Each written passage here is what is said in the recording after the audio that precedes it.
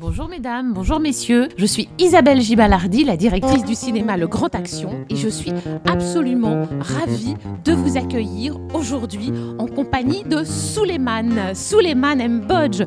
Merci Souleymane d'être venu nous raconter des histoires. Souleymane, imaginez-vous, est né dans le nord du Sénégal, dans la région de Saint-Louis. Et son grand-père maternel était très connu au Sénégal. C'était un grand conteur, philosophe, historien, et il transmettait une culture orale. Toute l'enfance de Souleymane a été bercée par ces histoires qui lui ont appris d'où venait son nom de famille, quelle était l'histoire de ses ancêtres, quelle était l'histoire des grands royaumes d'Afrique de l'Ouest, et qui lui ont appris aussi les mythes fondateurs qui tentent d'expliquer comment les peuples sont nés. Ça a tellement intéressé Souleymane, donc encore une fois quand il avait votre âge, qu'il s'est dit « mais moi aussi, quand je serai grand, je veux raconter des histoires ». Donc pour pouvoir mieux les raconter, il est allé à l'université, à Dakar et à Paris. Et là, à l'université, il a appris la musique, parce que c'est bien de raconter des histoires, c'est encore mieux de les raconter avec des instruments de musique. Donc il a appris la musique, il a appris l'histoire des religions, et maintenant il est donc devenu conteur, chanteur, musicien. Et donc je suis vraiment très très très heureuse de t'accueillir Souleymane, que tu puisses venir perpétuer toute cette culture orale ici au Grand Action. Alors dans ton livre que je devrais avoir avec moi, 1000 ans de contes Afrique, tu distingues 3 catégories de contes, 3 catégories de conteurs. Donc les maîtres de savoir, les griots et les conteurs professionnels. Alors toi, tu appartiens à quelle catégorie ? Comme je mange à tous les râteliers, je pense que je suis dans les 3 catégories. Voilà. Donc, dans les 3 catégories, pourquoi ? Parce que de par ma formation, de par mon métissage culturel, je suis arrivé à parler de la tradition, comme les griots le font, de parler des contes avec des valeurs universelles, comme le font les maîtres de savoir, qui sont l'équivalent des philosophes en Occident, et puis la technique de conter avec la musique, avec les lumières, avec le son, que j'ai pu apprendre aussi au conservatoire, ce qui fait que pour les conteurs professionnels. Donc les 3 sont liés, parce que le conte, c'est une histoire qu'on raconte aujourd'hui, mais c'est une histoire d'hier qu'on raconte aujourd'hui, mais pour le lendemain. Donc on a les 3.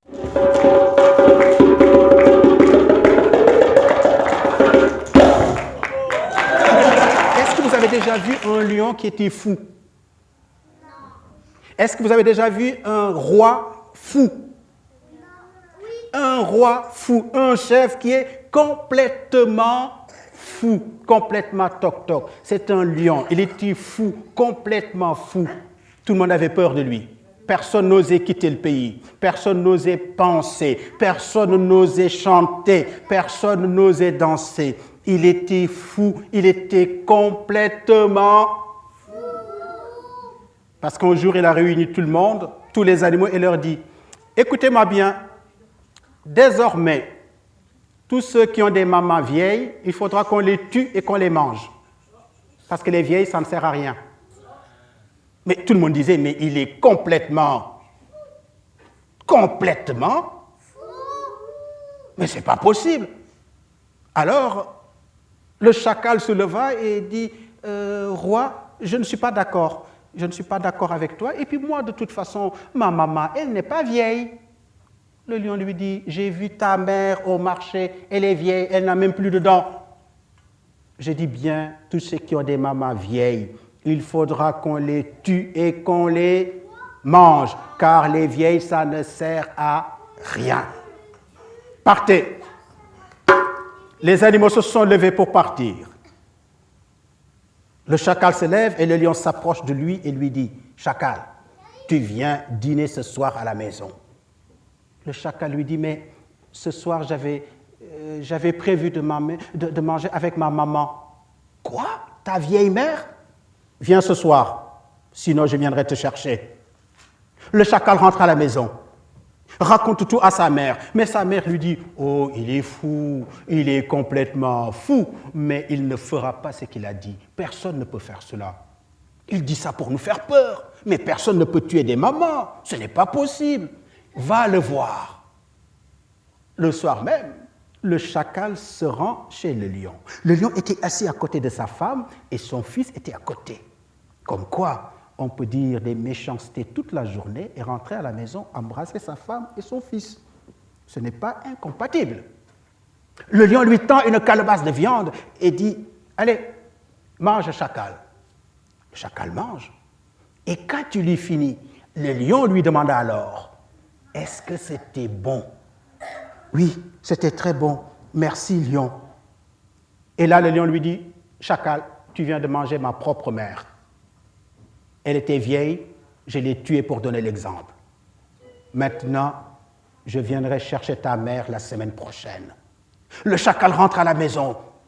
Il avait tellement peur. Il raconte tout à sa mère et lui dit, maman, il est complètement fou. Maman, il a tué sa propre mère. Maman, je vais te cacher dans une grotte, la grotte secrète dont tu m'as souvent parlé. Je dirai au lion que tu es morte. Comme ça, avec le temps, il l'oubliera. Car le temps, ce n'est pas du savon, mais ça peut laver le linge sale. Tous les jours, le chacal allait rendre visite à sa mère cachée dans la grotte. Et puis le jour venu, le chacal met des poils de putois sur son corps, des crottes d'hippopotame sur son corps, du pipi de girafe sur son corps, du pipi d'éléphant sur son corps. Il met plusieurs couvertures et se couche. Le lion s'approche de la case.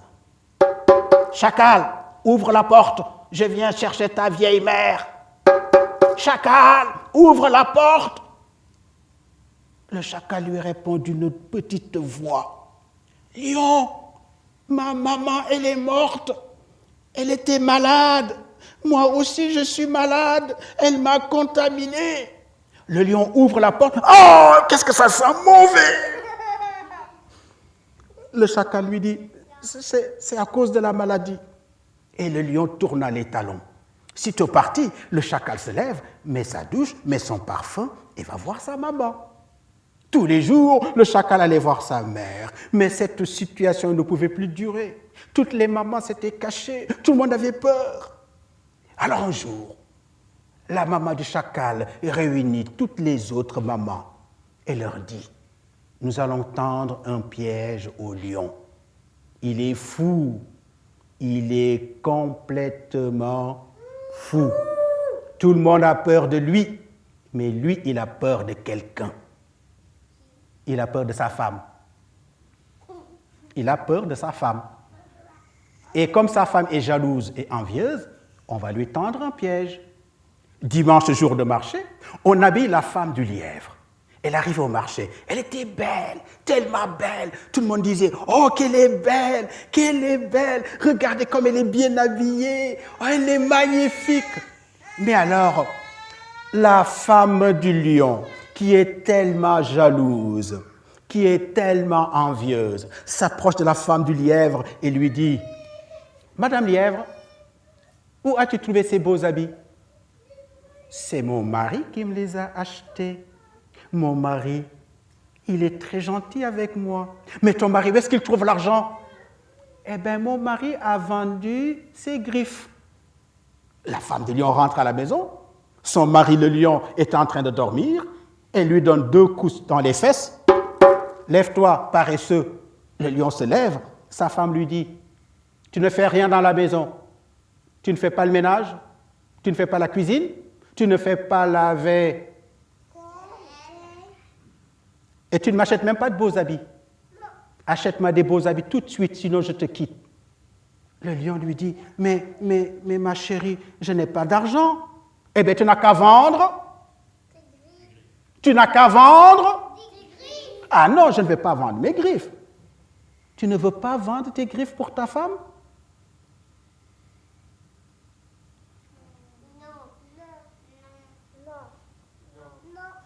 Tu ne veux pas vendre tes griffes pour ta femme? Non. Eh bien, mais je vais te quitter. La femme prépare son sac, mais quand on est amoureux, qu'est-ce qu'on fait? Quand on est amoureux, qu'est-ce qu'on fait? Alors là, le lion court derrière sa femme et lui dit, chérie, reviens, reviens, demain j'irai vendre mes griffes. Et le lendemain, le lion se rend au village des hommes. Il demande à Canté, le forgeron, de lui arracher les griffes. Le lion vend ses griffes au marché, achète de beaux habits pour sa femme. Tiens, ma chérie, tu as de beaux habits. Merci, mon chou. Dimanche suivant, Madame Lièvre revient au marché. Cette fois-ci, elle portait des boucles d'oreilles en or, des bracelets en or, des colliers en or, des dents en or. Tout le monde disait, elle est belle, quel beau sourire, elle est magnifique, elle est belle. Alors Madame Lion, qui est toujours jalouse, toujours aussi envieuse, s'approche de la femme du lièvre et lui dit, Madame Lièvre, mais Madame Lièvre, où as-tu trouvé ces beaux bijoux? C'est mon... Bien, il faut le dire pour qu'elle soit plus jalouse. C'est mon mari. Allez-y. C'est mon mari. C'est mon mari. Mon mari fait la vaisselle. Mon mari fait le mets. Mon mari fait la cuisine. Et puis mon mari m'achète des beaux habits. Et puis mon mari m'achète des beaux bijoux. Mais ton mari, où est-ce qu'il trouve l'argent? Eh bien, mon mari a vendu ses dents. Quoi? Ses dents.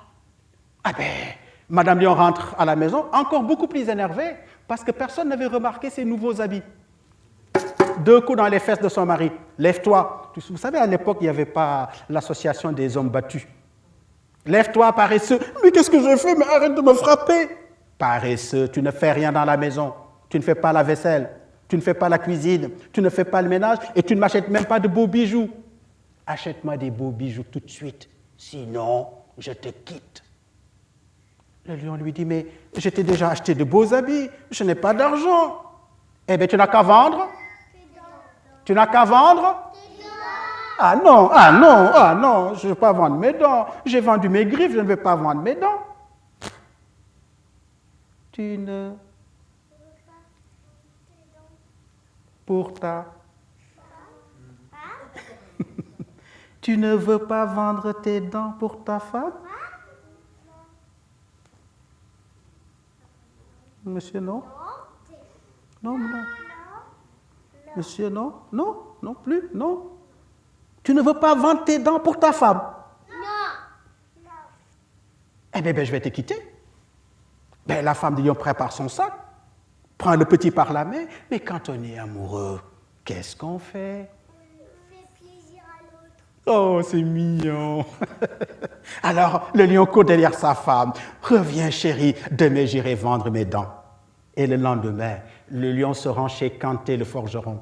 Canté lui arrache les dents. Le lion se précipite au marché. Qui veut des dents de lion? Qui veut des dents de lion? Qui veut des dents de lion? Personne n'en voulait. Ça sentait mauvais. Ah, ça sent mauvais. Oh, ça sent mauvais. Du matin au soir, personne n'a acheté rien du tout. D'ailleurs, quand on vend de l'ombre, on doit baisser ses prix à la tombée de la nuit. Le lion rentre à la maison, sa femme était devant la porte, le petit à côté, et la femme lui dit, « Et toi, c'est à cette heure-là que tu rentres? »« Ah, ma chérie, je suis désolée, je n'ai pas vendu mes dents. » La lionne lui dit, « Je t'avais dit de te brosser les dents tous les soirs. Puisque je n'ai pas mes bijoux, mais je vais te quitter. » La femme est partie avec son fils. Un lion qui n'a plus de griffes. Un lion qui n'a plus de famille ne pouvait plus faire de mal à personne. Alors un jour, il quitta le pouvoir, on ne l'a plus jamais revu. Alors les mamans sont revenues et nous ont enseigné que La valeur d'un pays se mesure avant tout par la manière dont il traite ses anciens.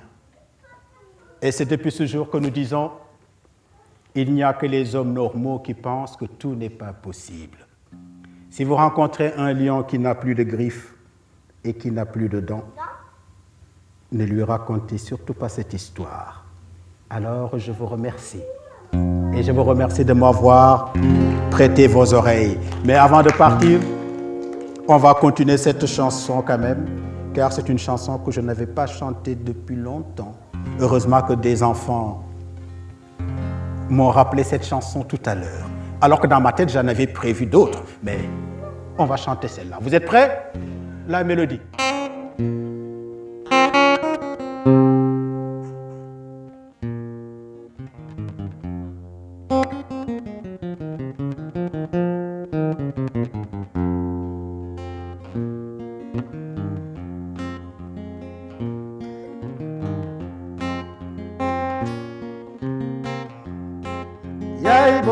Yay boy, la balma.